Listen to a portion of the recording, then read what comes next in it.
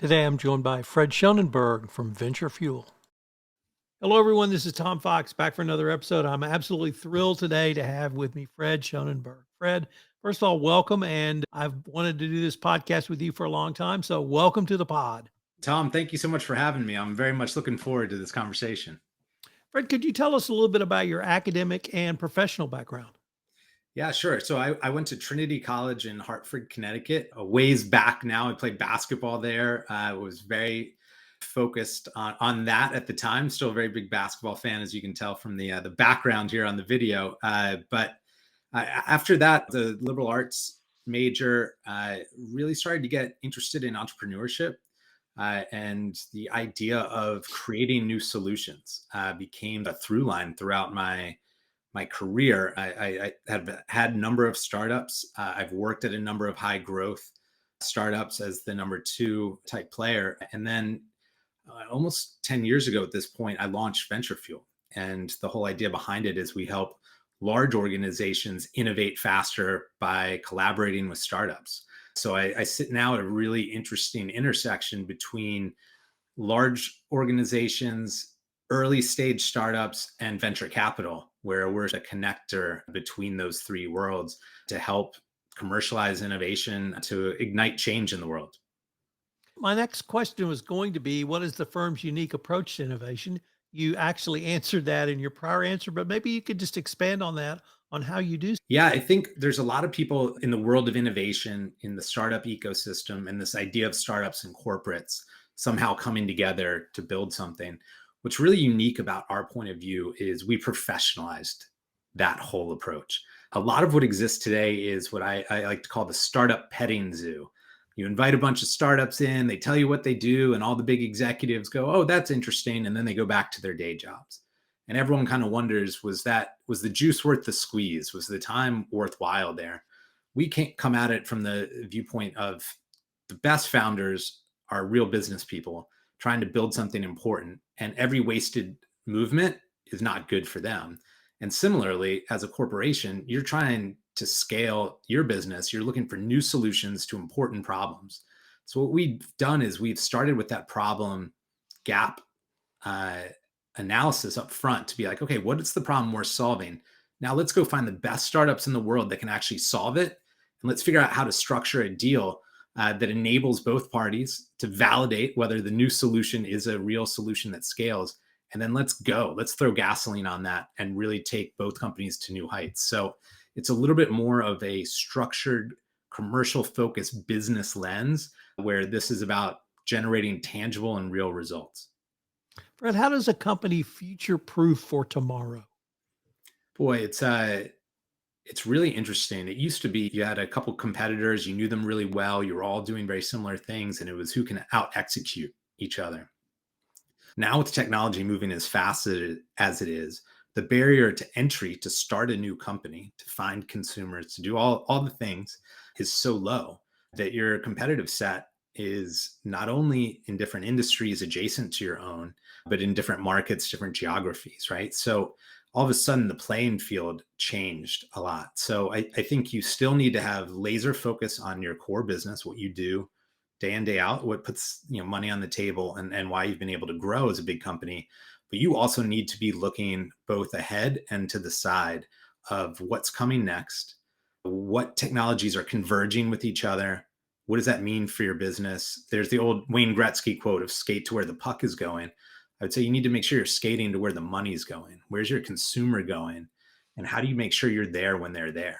And so a big part of why we exist and what we do is we look out into a nascent and emerging technologies, nascent and emerging startups, and we start to go, wow, there's something here. There's something real here, and this could impact a large company. And how do you, instead of viewing that as a disruption, view that as a collaboration?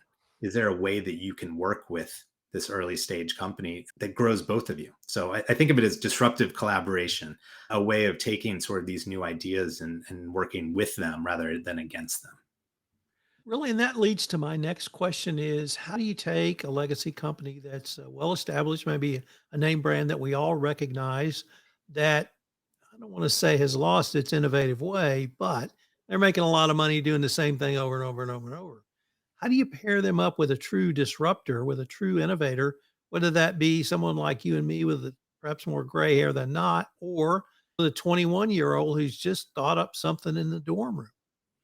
Yeah, I think it's interesting, right? Like large companies don't really lose their innovative edge. They just recognize where the most valuable customers are and they get really great at serving that customer that has the biggest profit margin and enables them to grow. And that's what is demanded of public companies, but really every company, right? How do you continue to make more money and serve your customers better? So you start to have this very narrow focus on serving that customer and delivering that solution. Whereas a startup founder, no matter their age or their background, isn't necessarily shackled, the wrong word, but doesn't have the same constraints. They don't have to worry about their existing customers because they don't have any customers, right? So they see a gap and they can go all in on solving just that gap, that one piece, the modularity of the full chain, and they can figure out a way to do it better, faster, more uniquely, right? And that can become incredibly disruptive to the big player.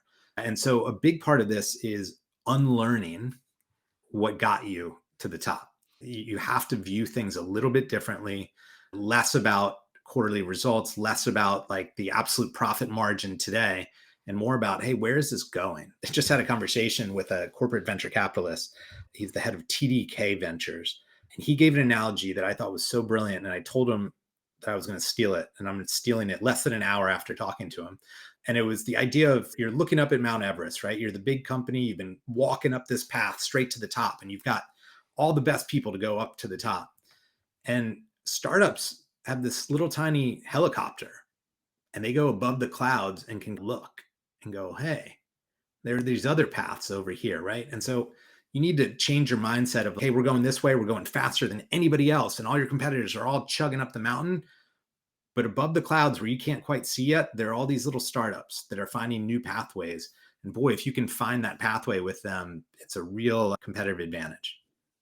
So I talk to a lot of people who innovate in perhaps one field or one corporate discipline in the consulting world, and they will talk to a chief legal officer, a chief compliance officer, head of internal audit, chief financial officer about innovation in those disciplines. When you sit down with a legacy corporation, who are you talking to? Are you talking to a CFO? Are you talking to a head of operations? Who are the conversations you're having with the legacy companies, not Yeah. the startups? Yeah, it's a phenomenal question. And it's a little different in each organization. CEO, chief strategy officer, chief business officer all tend to be tasked with the future of the company. So those are folks that are very aligned with this mindset and thinking.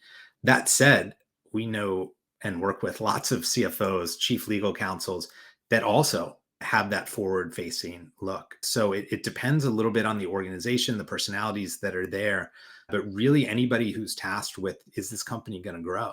And how do we do that in an efficient way? And interestingly, CFOs end up loving what we do because if you think about the analogy of the sort of climbing the mountain, right? When we go in the helicopter and look up and we see all these different paths, we also see which paths you should not take as an organization, where it's trepidatious, where there's an avalanche likely to happen. And that information is gold to a CFO. So part of this is about finding startups that can deliver results and help you get up that mountain faster. But part of it is also looking and going, hey, by the way, you don't have to play on this side of the mountain. This side of the mountain isn't going to work for you down the road. And so that can save a tremendous amount of money. So we kind of balance between different titles and parts of the organization, but really anybody that's thinking about the future success and sort of vitality of a large organization. But let me turn now to AI and generative AI and how that has or has not disrupted the process you're involved in. Maybe start with the big picture question. Has it disrupted the innovation world, or are you guys able to utilize it in a way that actually makes what you're doing more efficient? Yeah, so generative AI, will say two things. One, every year or every 18 months, there's a new technology that kind of takes the press by storm. And becomes the phrase whispered by CEOs down the totem pole, right? And whether that is blockchain, whether that is AI, generative AI in this case, metaverse, right? There's always something that's bubbled up that has great potential that gets everyone excited. Generative AI ru- has ridden the mass hype train like no one I've ever seen before. And I think the reason it's sticking around is there's actual business value to it. It truthfully can make immediate impact to make you more efficient, to help you organize your business better. There is just real tangible business outcomes. So the hype is justified in this case. It certainly has gotten to the point where valuations on startups are a little out of whack. And it's not some like magical cure for every problem out there. But boy, it's real. And I think that it has some flashy elements that grabs the attention of the press, but like the part of it that's really exciting is actually the behind the scenes enterprise applications. The idea of if you record this podcast and do a transcript, and 6 months from now you're writing a book and you're like, oh, I think Fred said something about generative AI. Man, you'd have to go back and listen to the episode and look for the transcript and all the things. Or you could talk to your chat assistant, your generative AI assistant, and say, hey, which of my guests reference generative AI? Can you provide a list of those? And I want the quotes and attributions to when they said it. And all of a sudden it gets spit back at you. Boy, it saved 6 to 8 hours of your time or someone on your team's time. So that's just an example of how this could be applied in a real way immediately that delivers value. I'm really intrigued by the differences in generations in the workforce. Hmm. So my daughter's a millennial. She has been around smartphones all her life, incredibly comfortable with that. If I say, "Are you ever going to call me?" and she's, "What's a call?" Hmm. Yeah, I'll text you if I want something. And so it's really just a different focus. I talked on the phone more than my parents ever did when I was growing up. How do you see generative AI with the current sort of Gen Z, even beyond millennials, who will work with this tool for a good part of their K through 12 and then college life and then come out on the other side? Yeah, I think a good analogy would be the calculator, right? All of a sudden, when that burst onto the scenes, I remember teachers banning them. You can't use them. And then all of a sudden, it was like, wait a second, like if this exists, shouldn't we allow our students to know how to do it? Because they're going to compete with people that know how to do it. And over time, some of those rules relaxed. And I've seen my team watch me do math on a piece of legal paper, and they're befuddled that I can put the numbers together, right? Without clicking them into something. And so I think some of that is going to happen, right? Like anytime there's a new technology and it's native to a generation, that generation takes it for granted. Of course you can do this, right? Of course you can skip commercials. Like my son is beside himself. He's 4 and he's beside himself if a commercial comes on, because that's not what we normally watch. We don't watch linear TV most of the time. I think that new generations, not only are they very comfortable with this, but it's all they know. And so they're obviously going to be much faster with it than people that are just getting to learn it for the first time. But I think it's going to be very much in the background of how they operate and not something they think about a lot. This podcast is listened to by a lot of legal and compliance professionals. Mhm. Could someone in one of those professions in the corporate world, whether it's a compliance officer, chief compliance officer, or general counsel, could they come to you with a request for help in innovation for their departments?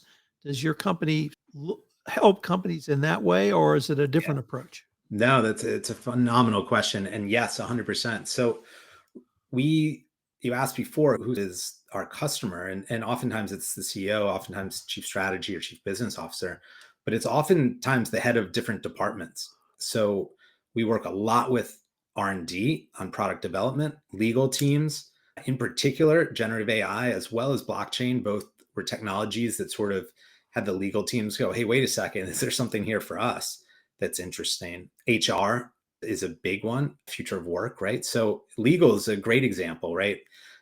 A generative AI legal tool can get you 80% of the way there on contracts or change certain things out. And then your amazing legal skills and knowledge of the law and markets can add on top of that. But it can save you a lot of the clerical work that is often done by a paralegal or somebody like that. So I think there's lots of examples of that and how it could be helpful to the legal profession in particular is what comes to mind. But yeah, we get asked by just about every group within an organization. And with the largest organizations, we're working across multiple business units and functionalities to look at what are new solutions to problems or frustrations that they have to help them be more efficient.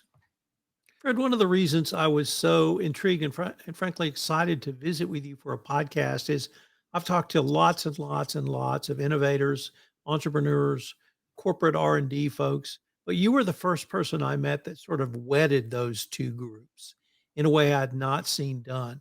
And that really led me to want to ask you about either outsourcing innovation or external innovation.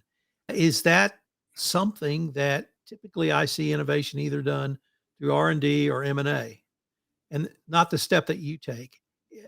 Is that a fair assessment, a fair assumption? Is it new, different, or is it just something else? Yeah, Tom, it's an amazing point. And I think what the beauty of our model is this idea of internal and external innovation coming together. And in no way are we a replacement for the internal R&D team or the internal experts.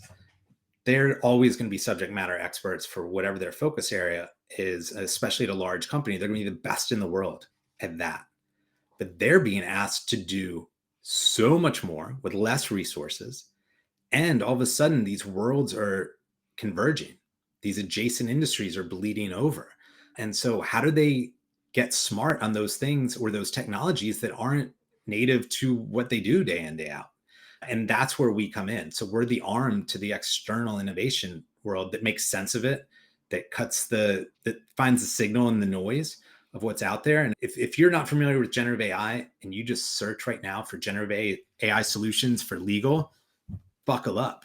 Like you're going to see hundreds of seemingly sounding interesting technologies. Do they have any idea about IP, different state by state jurisdictions? Like probably not, right? They're just a flashy layer on top of someone else's large language model. So I think what we're able to do is say, okay, what's the business challenge you're trying to solve that maybe you don't have the time, bandwidth, resources, expertise internally to solve?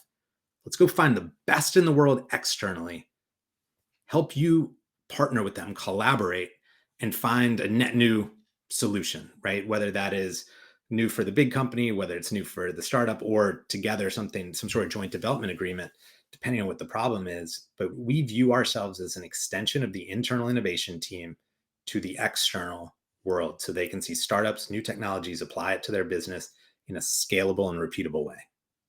It also strikes me as I don't know if you would call this a direct benefit or some other type of benefit, but it's the following. Worked in the energy industry for a long time and worked for a major service supplier. And we would typically purchase a company for an innovative product or service, more typically a product, and bring them on board, and we just destroy them uh, because of culture. You were onboarded and say, "You used to be in this pond, now you're in the Pacific. Good luck." It strikes me with the approach you guys are taking, you can actually help a small startup bring them into a corporate culture so that you don't lose the benefit of all of those people and their ideas going forward, and that you can help, I don't want to say mold or meld culture, but help a startup fit into a culture of an existing legacy company. Does any of that resonate? Yeah, 100%. We always talk about the buy, build, or partner, right? With the problem set. Is this something that you should build yourself internally? To your previous question, is this something you should buy? Should you acquire a company and try and bring it into the mothership? Or is it a partner opportunity? And most of the time, I recommend either build or partner because I view it as dating. You need to go on a bunch of dates before you decide if this is the person you want to marry. A lot of M&A skips the dating stage. Like it's pretty quick to we should get married.